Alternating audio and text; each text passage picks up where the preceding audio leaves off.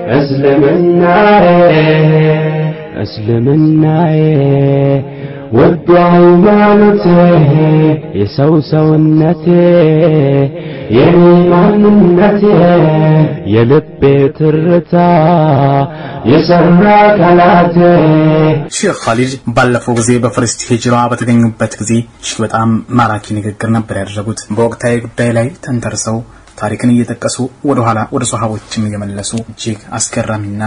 አስተማሚ ንግግር አድርገዋል በመጀመሪያ ኡስታዝ ሰላምታቸውን ካቀረቡ በኋላ በቁርአን አያት ነበር ይጀምሩስ ቢስሚላሂር ረህማኒር ረሂም አልহামዱሊላሂ ረቢል ዓለሚን والصلاه والسلام على اشرف المرسلين نبينا محمد وعلى اله وصحبه اجمعين اما بعد فيا اخوتي واحبتي في الله السلام عليكم ورحمه الله وبركاته يقول الله عز وجل إن الله يأمر بالعدل والإحسان وإيتاء ذي القربى وينهى عن الفحشاء والمنكر يعظكم لعلكم تتفكرون الله سبحانه وتعالى بقرآن يعزاكم إن الله يأمر بالعدل بفتح يعزا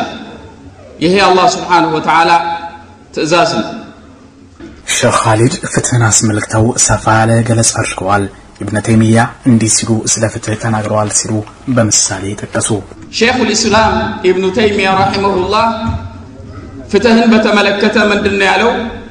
الله سبحانه وتعالى بفتح يستدادر المنقست يدقفال يا منقست مسلم يالهون منقست بيهونا الله سبحانه وتعالى بفتح يما يستدادر المنقست يا وقزان يا منقست اسلامي منقست بيهونا اسلام የሚያዘው ፍትህ ለሙስሊሞች ብቻ ሳይሆን ሙስሊም ለሆኑትም ላልሆኑትም በፍትህ እንድናስተዳድር መልካም ነገር እንድንውል አዙናል ሲሉ የኢስላምን መልካም ገጽታ አንጸባረቁ ስለዚህ አላህ Subhanahu Wa Ta'ala ሁሉ ጊዜ ከፍትህ ጋር ነው ለዚህም ነው በዛ ان الله يأمر بالعدل بيجمركت نبيهم عليه الصلاه والسلام وامرت ان اعدل بينكم بمحكلاችሁ بفتح لدان ታዝዣለሁ ነው ያለው ነብዩ አለይሂ ሰላቱ ወሰለም እንዳው ከዛ አልፎ አላህ Subhanahu Wa Ta'ala ከማንም ፍጡር ጋር በፍትህ እንድንዋዋል በፍትህ እንድንኗኗር ያዘናል ከዛም አልፎ ከጠላትም ጋር ولا يجرمنكم شنآن قوم على الا تعدلوا اعدلوا هو اقرب للتقوى ለሌላ ወገን ያላችሁ ጥላቻ ያለ ፍትህ ሰዎች ላይ እንድትረማመዱ እንዳያደርጋችሁ በፍትህ ሂዱ ይለናል እሱ ነው ያላህ ፍራቻ ስለዚህ ሁሉ ጊዜ እኛ ፍትህን የምንለው ለሁሉም የሰው ልጅ ለእስላሙ ብቻ ሳይሆን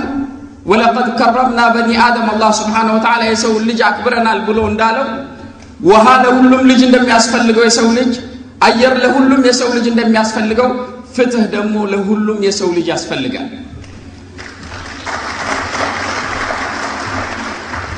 ያንንም ፍትህ እንድንተገብር በዲናችን ተገደናል ዋጅብ ነው ማለት ነው ፍትህን በማስፈን አላህ Subhanahu Wa Ta'ala እንገዛለን يقول النبي صلى الله عليه وسلم إن المقسطين عند الله على منابر من نور እነዛ በፍትህ የሚያስተዳድሩ ሰዎች ፍትሃዊ የሆኑ ሰዎች አላህ ዘንዳ ዙፋን አላቸው በብርሃን የተሰራ عن يمين الرحمن بالله سبحانه وتعالى ቀኝ ጎን ወኪልታ የደህ يمين ታዲያ እነዛ ማናቸው ተብሎ ሲባል ቤተሰቦቻቸው ልጆቻቸውን የሚያስተዳድሩትን በፍትህ ያስተዳድሩ ይሄ ፍትህን በተመለከተ በመቀጠልም የፍትህ ተቃራኒ ዙልም ይባላል ዙልም ደግሞ በደል ነው ክፋት ነው ሲሉ ቀጠሉ ስለ ዙልም እንዲህ ነበር የተናገሩት ፍትህ ተቃራኒ ደግሞ በደል ይባላል ወይም ዙልም ደግሞ ወይም በደል በእስልምና የተወገዘ ነው አላህ Subhanahu Wa Ta'ala አውግዞታል ማንንም ማድረግ የሚችለው ጌታ አላህ Subhanahu Wa Ta'ala በደልን አልፈጽምም ولا يظلم ربك احدا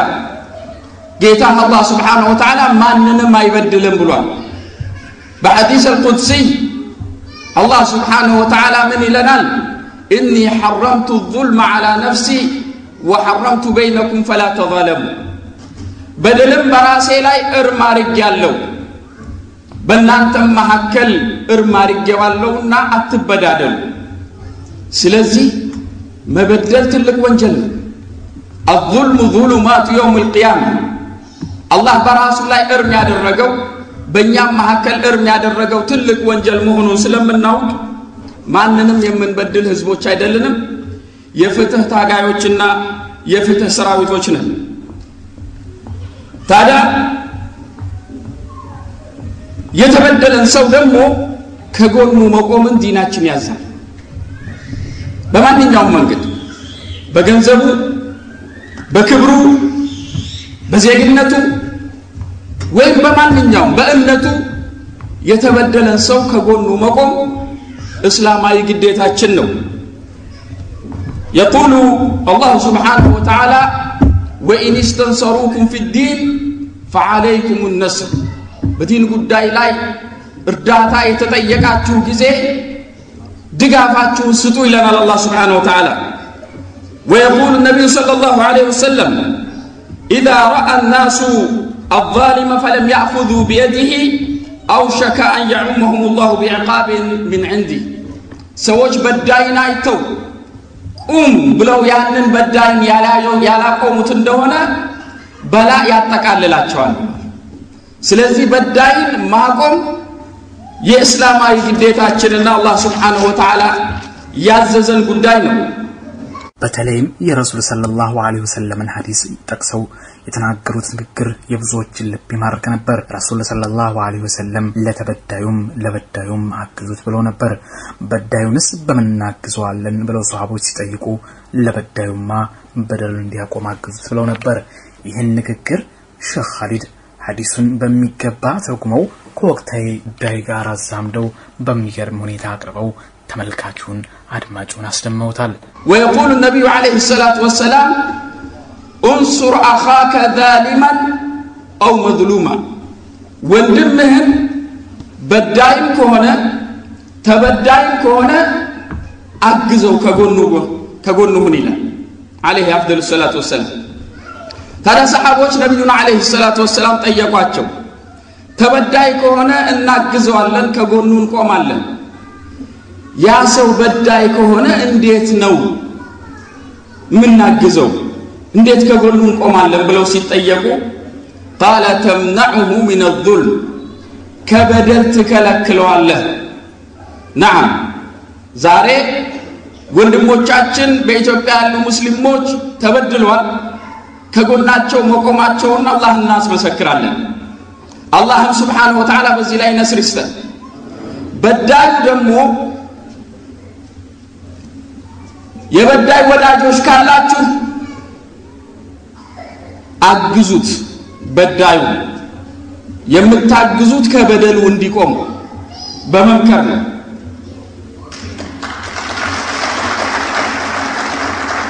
نعم የኢትዮጵያ መንግስት ሰዎች አሉት ጆሮዎች አሉት ምን በያዳራሹ ሁሉም ሰው በሚሰበሰብበት ይልካል እዚህ ውስጥ ያለሽም ካለ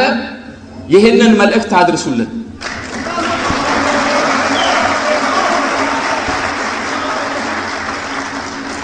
ተበዳይን በመርዳት ዙሪያ ረሱል ሰለላሁ ዐለይሂ ወሰለም በንግግር ብቻ ሳይሆን በተግባር ማስተምረውናል ያሉት ኡስታዝ ኻሊድ ተበዳይን በመርዳት ዙሪያ ነብዩ ዐለይሂ ሰላቱ ሰላም ሰርተው አሳይተውና አቡበክር ሲዲቅ ረዲየላሁ ተዓላ ዐንሁ ሰርተው አሳይተውና ኸሊፋ ዑመር ረዲየላሁ ተዓላ ዐንሁ ሰርተው አሳይተውና ሕልፍ الفضول የሚባል ሕልፍ الفضول ቅድመ እስልምና ከእስልምና በፊት አንድ ሰው መካ እቃ ይዞ መጣ ለመሸጥ ነው ያንን የያዘውን እቃ አልዓስ ኢብኑ ዋኢል የተባለ የመካ ሽፍታ ነበር ወሰደበት ማንንም ሰው ያንን የሚነካው የለም መልስልኝ ቃይን ብለው በማንም ሄዶ ሰዎችን ቢለምና ተቀበሉልኝ ብለው የሚሰማው ጠፋ ኮረብታ ላይ ወጥቶ ጮኸ የሚያግዘኝ ይጥፋ ወይ ከፍትህ ጋር የሚቆም ይጥፋ ወይ ብሎ በሚልበት ጊዜ ምርጥ የሆኑ የመካ ጀግኖች ተሰበሰቡና ዋኢል አልዓስ ብን ዋኢል ዘንዳ ሄደው አምጣ ብለውታል ተቀብለውታል ከዛም በኋላ ተሰበሰቡና ከአሁን በኋላ መካ ውስጥ ማንንም ላይበደል ቃል እንገባባ ተባብሎ ቃል ተገባብቷል በዛ ቃል ውስጥ ነብዩ አለይሂ ሰላቱ ሰላም አንዱ ናቸው ታላ ወለቀድ ሐደርቱ ሕልፈ الفضول ሕልፈ الفضول የተበደለኝ ለመርዳት በተደረገው ስብሰባ ላይ ተገኝቻለሁ በእስልምና ውስጥም የዛ አይነት ትብብር በጠየቅ እደርሳለሁ አሉ ነብዩ አለይሂ ሰላቱ ሰላም ስለዚህ ተበዳይን ለመርዳት የቆምና አላህ Subhanahu Wa Ta'ala ያድርገን ዑመር ኢብኑ الخطاب رضي الله تعالى عنه ከ24 በአሁኑ ጊዜ ካሉት መንግስታት 24 መንግስታት በላይ በስሩ ያስተዳደረ ኸሊፋ ነው አዎ እስላም ሙስሊም ለሆኑትም ላልሆኑትም ፍትህን አዟል አዎ ሱሐቦችም ይህን በተግባር አሳይተዋል የሱሐቦች ምርጫ እውነትና ፍትህ ብቻ ነበር ሙስሊም ስለሆነ ለሙስሊሙ ያለ ፍትህ የሚያዳሉበት ምንም ምክንያት አልነበራቸውም ሼክ ኻሊድም ይህን በመሳሌ አስረድተዋል ግብጽ ላይ አምር ኢብኑ العاص رضي الله تعالى عنه ገዢ አርጎ መድቦታል ታዲያ አንድ ሰው ሙስሊም ያልሆነ ከአምር ኢብኑ العاص ልጅ ጋር መዲና መጥቶ አቤት አለ ይሄ ግብጻዊ ዑመር ኢብኑ الخطاب رضي الله تعالى عنه አምር ኢብኑ العاص እና ልጅህን ይዘህ ድረሳል ልጁን ይዞ መዲና ደረሰ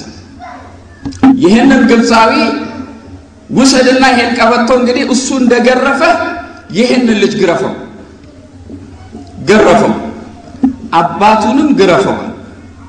አይ የገረፈኝ ልጁ ነውና አብቅቻለሁ ምን አሉ በዛን ጊዜ ዑመር ኢብኑ الخطاب رضي الله تعالى عنه አላህ Subhanahu Wa Ta'ala እነዚህ እናቶች ነፃ አድርጎ የወለዳቸው ሰዎች እናንተ ከመቼ ጀምራችሁ ነው ባሪያ ያደረጋችሁ በፍትህ ያስተዳደርክ እንደሆነ ሰላም ታገኛለህ በዚህ አይነት ያስተዳደረው ዑመር ኢብኑ الخطاب ፋርስ ሁለት ትልልቅ ስልጣኔዎች ነበሩ በዛ ጊዜ ፋርስና ሮም የሚባሉ ስልጣኔዎች ታዲያ የፋርስ ገዢ ዑመር ኢብኑ الخطابን መልእክተኛ ላከበት አኗኗሩን ለማየት ነው ያ መልእክት ያዘው መልእክተኛ ወደ መዲና መጣ መዲና በሚደርስበት ጊዜ ቤተ መንግስቱን አሳዩኝ ብሎ ሰዎችን ጠየቀ ስለምን እንደሚያወራ አልገባቸው ምንድነው ቤተ መንግስት አሚራችሁ አሚር አልሙእሚኒን የሚኖርበት ነው አሚር አልሙእሚኒን የሚኖርበትማ ቤት ነው የምን ቤታቸው ከማንም ሙስሊም ቤት ተርታ ተሰልፎ አንድ ቤት ነው የዑመር ኢብኑ الخطاب ገረሙ አንኳኩ አብዱላህ ኢብኑ ዑመር رضي الله تعالى عنه ከፈቱ ልጅ ናቸው አባት ይሄታል መስጊድ ናቸው መስጊድ ተካል የለም ከ22 ሀገር በላይ የሚመራ መሪ የት እንዳለ አይታወቅም አንዳንድ ጊዜ ዛፍ ስር ይተኛልና እስቲ ሄዳችሁ ተመልከቱ ሄደው ዛፍ ስር ሚተኛባት ስር ሲሄዱ ሲያዩት ድንጋይን ተንተርሶ አፈርን ፍራሽ አድርጎ ተኝቷል ይሄ ከፋርስ የመጣው መልእክተኛ አዲልታ ፈኒምታ በርግጥ በፍትህ አስተዳድራ በሰላም እንቅልፍህን ተኛ እንጂ እዚህ በሰይፍ ሌላው ይመታህ ነበር የፋርስ መሪዎች እንዴት እንደሚጠበቁ ያውቃል የትኛው የዓለም መሪ ነው ዛሬ ያለ ጋድ ያለ ምን የሚሄደው ለምንድን ነው ቢባል ስራው ነው የሚያሸብረው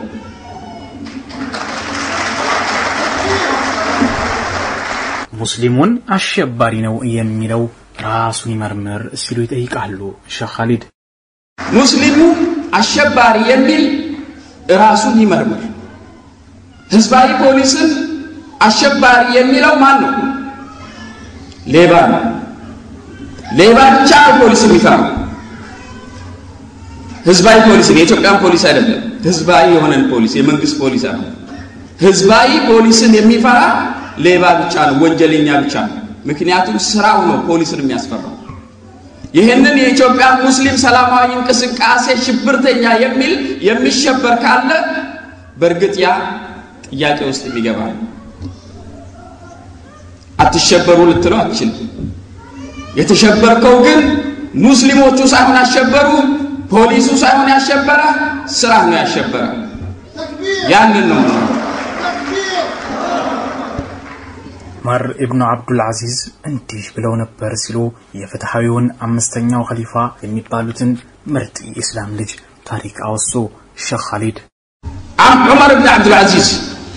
በዚህ አጠቃልለዋል ዑመር ኢብኑ አብዱል አዚዝ አምስተኛ ኸሊፋ የሚባሉ ናቸው ኹራሳን የሚባል ግዛት ነበር እዛ ላይ የራሱን ገዢ አስቀመጠ እዛ ኹራሳን ላይ ያለው ገዢ በጀት የሚለቀቀው ከዚህ ከመዲና ስለሆነ ዋና ከተማዬን በአጥር ለማጠር እፈልጋለሁ የድሮ ከተሞች ታውቃላችሁ ከጠላት ለመጠበቅ አጥር ይደረግባቸዋልና በአጥር ለመከለል ገንዘብ ያስፈልገኛልና ገንዘብ በጀት ይለቀቅልኝ ብሎ ወደ ዑመር ኢብኑ አብዱል አዚዝ ላከ ዑመር ኢብኑ አዚዝ ረዲየላሁ ተዓላ ዐንሁ ምንድነው ይላከለት በግንብ ከምትጠብቀው ከተማህን በፍትህ ጠብቀው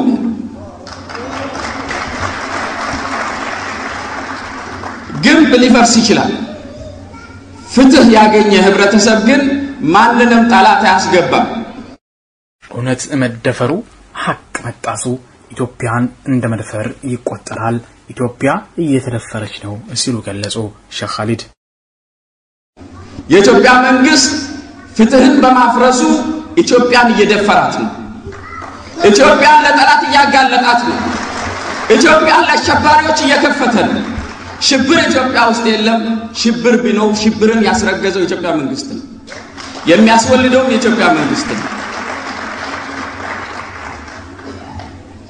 ስለዚህ ኢትዮጵያ አንድነቷን ኃይሏን ይዛ እንድትሄድ ከተፈለገ ለሙስሊሙም ላልሆነ ማህበረሰብ ፍትህ ሊሰፍ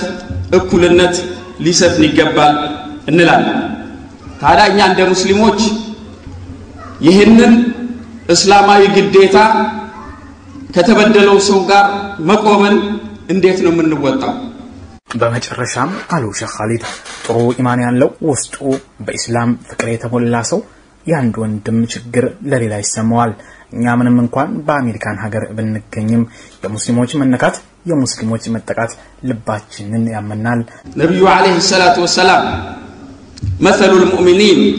في توادهم وتراحمهم كمثل الجسد الواحد إذا اشتكى منه عضو تداعى له سائر الجسد بالسهر والحمى يا مسلموች ምሳሌ እንደ አንድ አካል ናቸው እንደ አንድ አካል አንዱ አካል የታመመ እንደሆነ ሌላው ሁሉ አካል ሳይተኛ እንቅልፍስ ባይኑ ላይ ሳይዞር ያድራል የሰውነቱ ሙቀትም ይጨምራል አንድ አካል ነው የታመመው አይን ነው የታመመው ተኙ አይልም ጆሮ ነው የታመመው ተኛ አይልም አንድ አካል ነውና እኛ እንደ ሙስሊሞች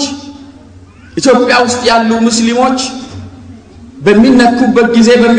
በሚቆስሉበት ጊዜ እኛ ጋር ሊሰማን ይገባል ያ እስላማዊ ስሜት ነው ኢማናዊ ስሜት ነው ያ የተሰማን ሰዎች ያ የምንሰማ ሰዎች አልহামዱሊላህ ልንል ይገባል አልহামዱሊላህ ልንል ይገባል ምክንያቱም ጤነኛ ኢማን ያለን ማንም ሰው ታሞ ሌላው አካል ፊልም ማያረግበት ደረጃ ከደረሰ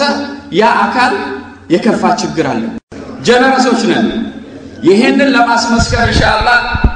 እንግዲህ እስላማዊ ቤታችንን ለመወጣት ሁላችንም የበኩላችንን ማድረግ ይጠበቅብናል ዛሬ